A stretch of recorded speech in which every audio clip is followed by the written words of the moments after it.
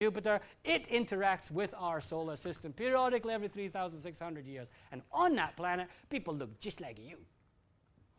Just like you. And they came here a long time ago because they needed gold. And 2 sons of Anu landed here. Enki and Enlil. Now, I'm not making this up. Away you go to the library of Nineveh. And away you go and you study these ancient languages in the cuneiform script and you decode it, and that's exactly what it says. They came from heaven to earth, and they came here to get gold, and they genetically created you by splicing your DNA with dear old Homo erectus, which takes all of Darwin's missing links and nicely sews them up.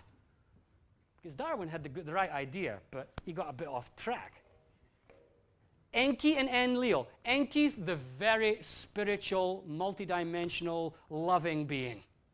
From him, we get all of our great spiritual history on earth, all the way through the Egyptians, all the way through the Essenes, all the way through the Gnostics, all the way through our alternative Christianity. That stream runs. Check it out. Check it out for yourself. They're all there for you to find the traces. The other brother was called Enlil. He was a hard-ass control freak. He was a left-brained, scientific controller type. Does that begin to sound familiar? Like something to do with what's going on our planet right now? The genetically created beings, we were the slaves.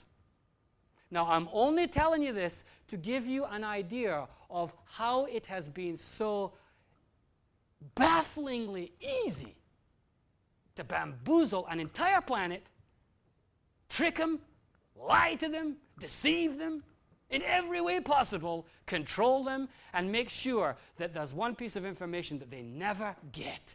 First of all, about their origins, and secondly, about their own divinity. That they're not just mortal coils. Get that information out of here, quick. You can't control people who know they're immortal. How are you going to do that? If you don't pay your taxes. I'm immortal. Who gives a shit? Right? Now,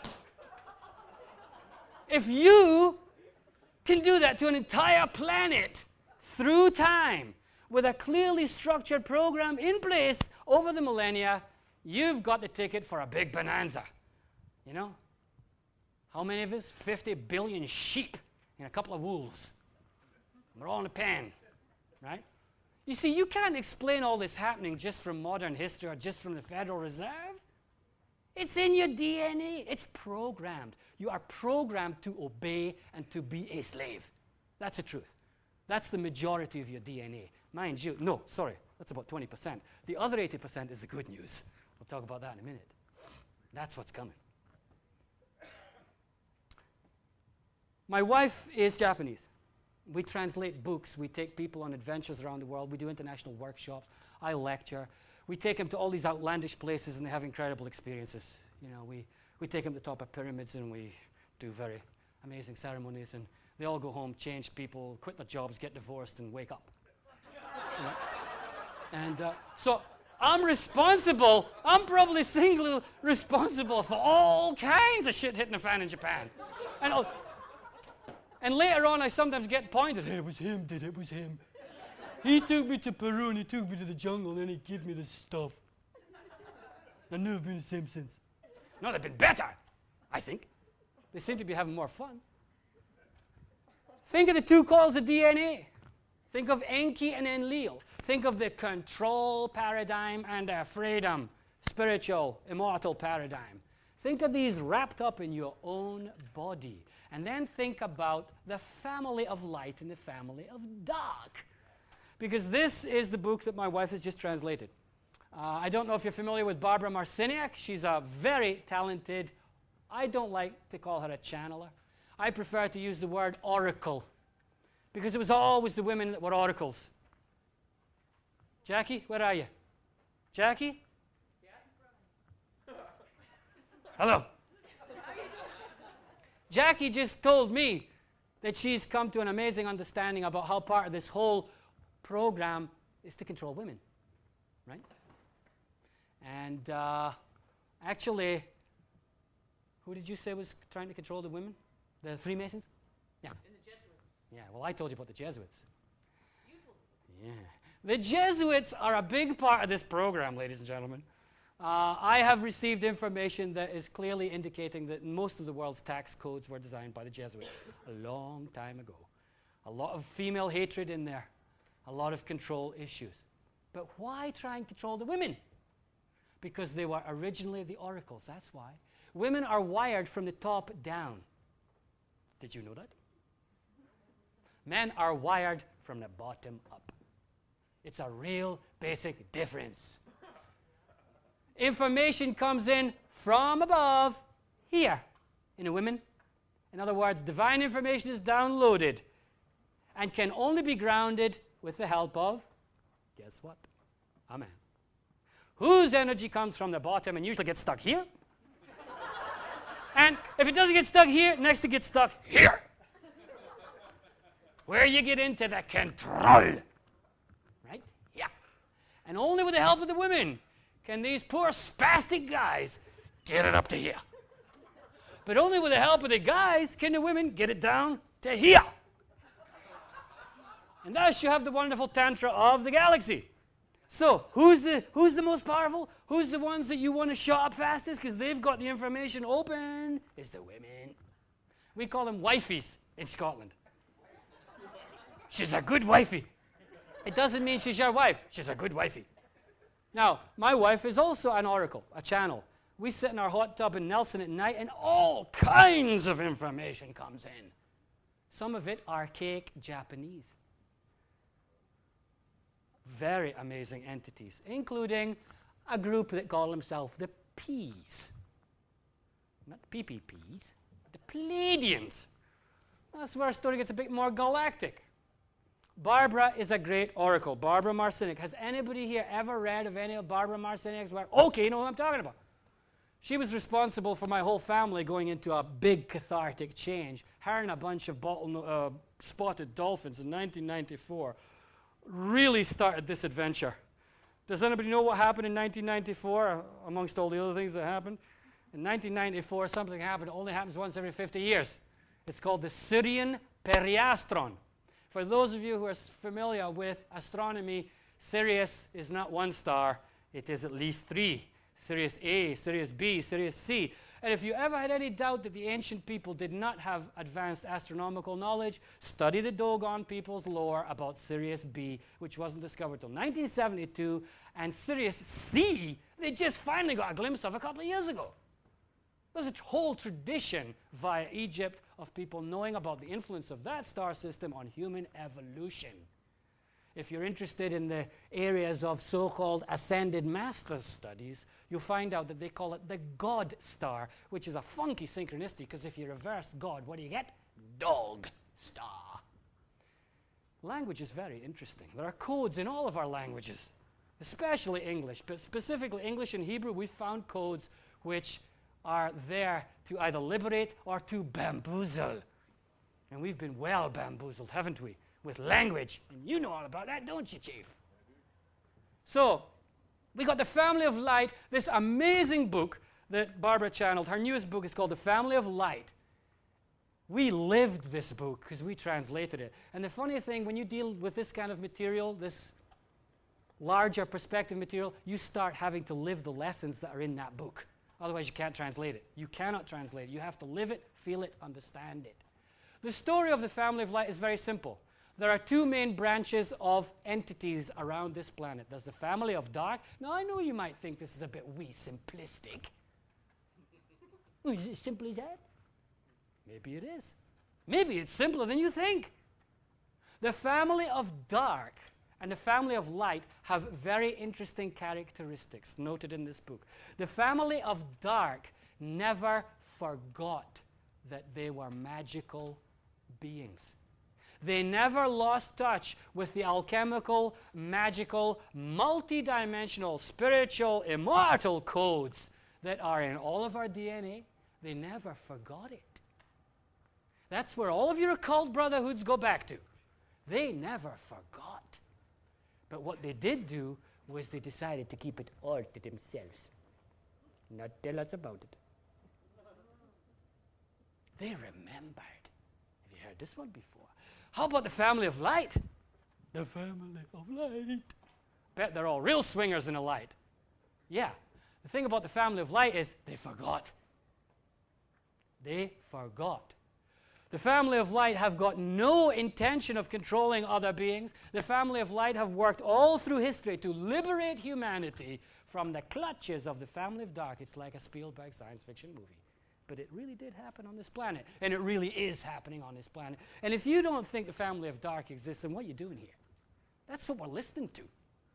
There's a bunch of people on this planet who've got ancient information access, who've got very much more switched on brains than we have, who've got magic, who've got alchemy, who've got all of these very old systems of power that we were not told about because it was made very clear that if everybody else finds about it, we're in serious trouble.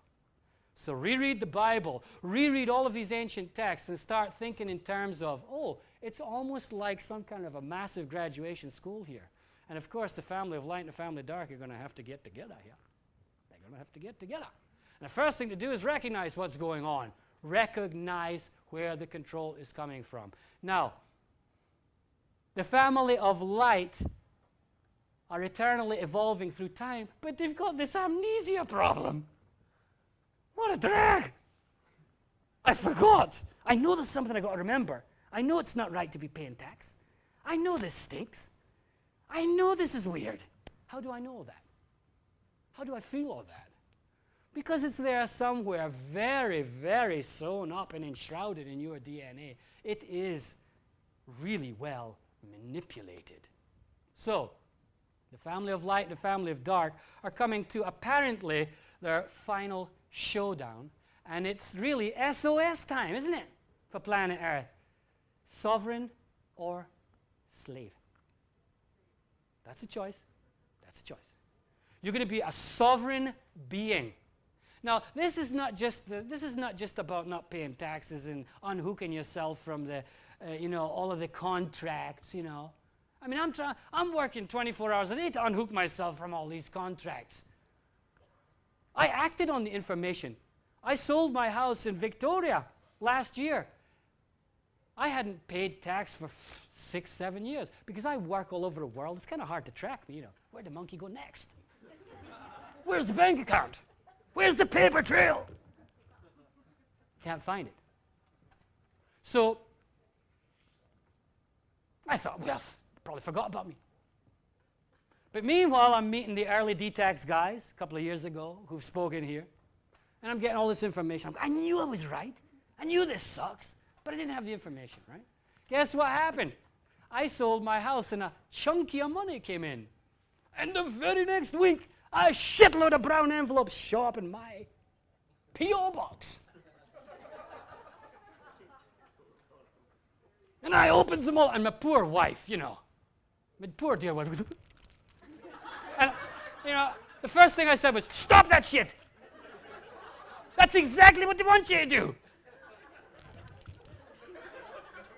So, I made the first symbolic act, which was, right, we'll soon take care of this load.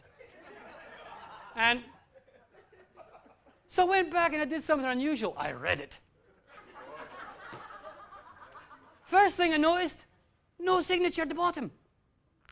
Who sent me this shit? They don't even have the balls to sign it. Problem number one. And then it's all dated on the same date. And yet half of these brown envelopes are requests to file. And half of them are demands. And they're generated on the same day. Somebody's confused here. Are they requesting or demanding? I mean, there's a difference, right? I would like to request a dance with you. I'm going to demand to dance with you. It's different meaning. So I read this horse crap comes into my mailbox.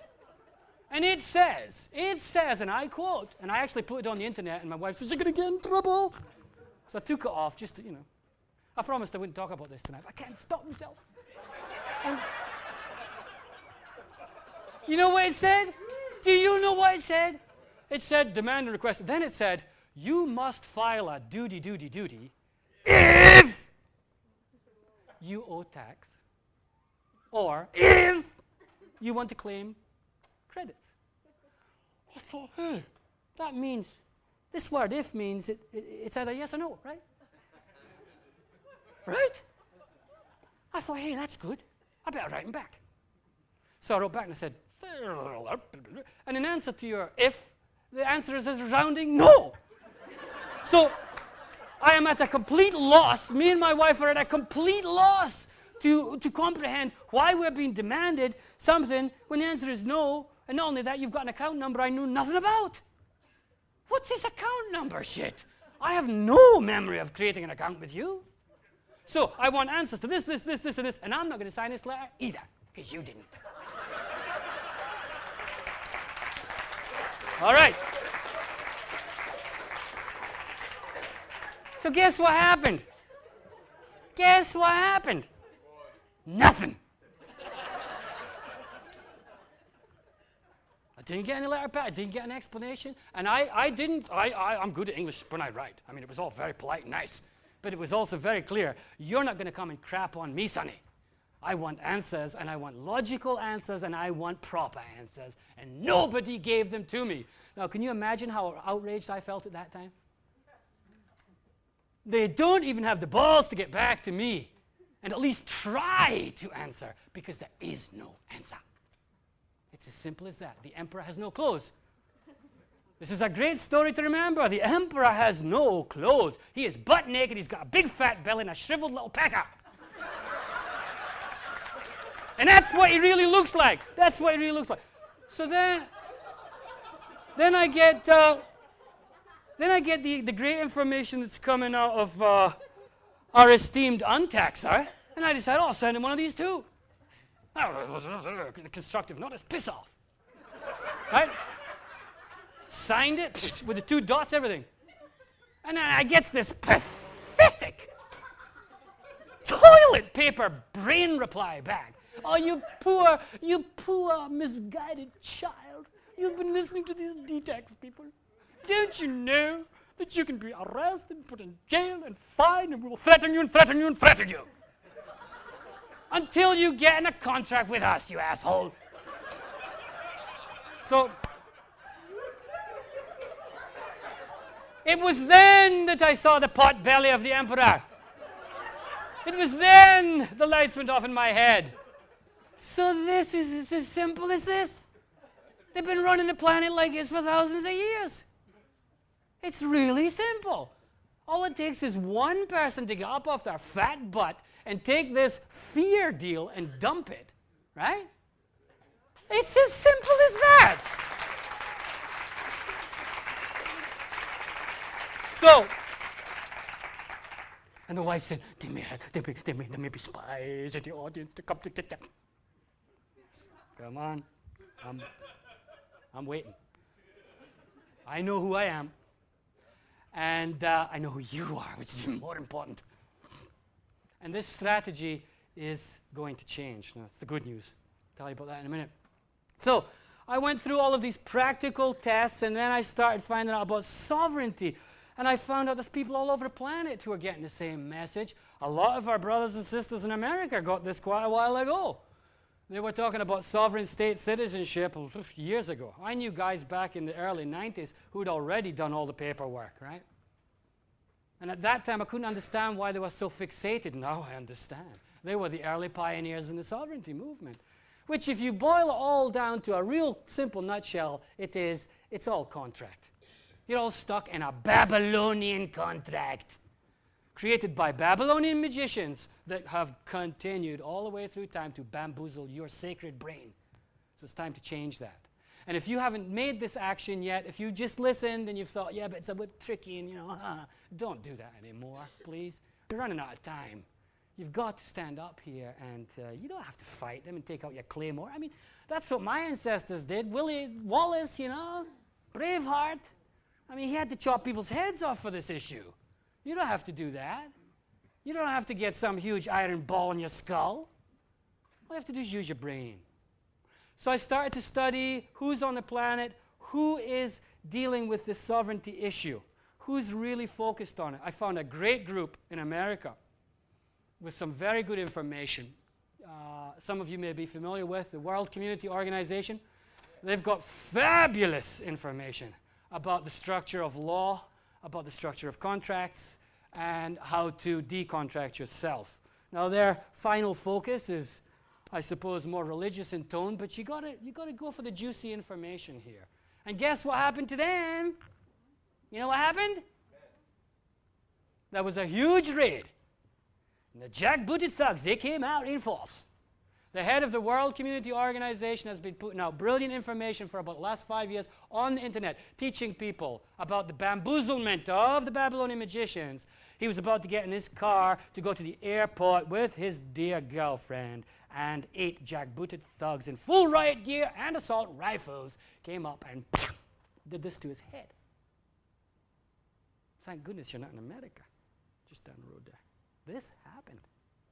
It was an unbelievable travesty of any kind of human right you might imagine that you have got left. When 12 jackbooted thugs held these people prisoner in their own home, went through all of their stuff, no search warrant, and absolutely no charges to this date have been brought against them. I was a member of their organization, which has a private fund, which is invested outside of the traditional structures. That fund has been frozen by the Securities Exchange. Under what power, what law is this allowed? It's happening. It came right down. You ain't going to put your money there no more. Which brings me to offshore banking and that lovely little juicy pile of worms. This time last year, offshore banking was still a possibility. There were people here last year talking, well, you get your money in the Caymans, you get your money here, and they have these rules and these rules. You know all about that. You see what's happened in the last 3 months? I get emails every single day, one by one. Every single offshore center is being stomped. The Bahamas is under severe pressure to comply. St. Thomas, where I had St. Vincent, where I had an IBC, money laundering. Every single offshore center, Guernsey, Jersey, Ireland still okay. The Bahamas, Samoa, one by one, the Securities Exchange Commission is going in there and they're going, nope, you can't do this anymore. Every cent has got to be tracked.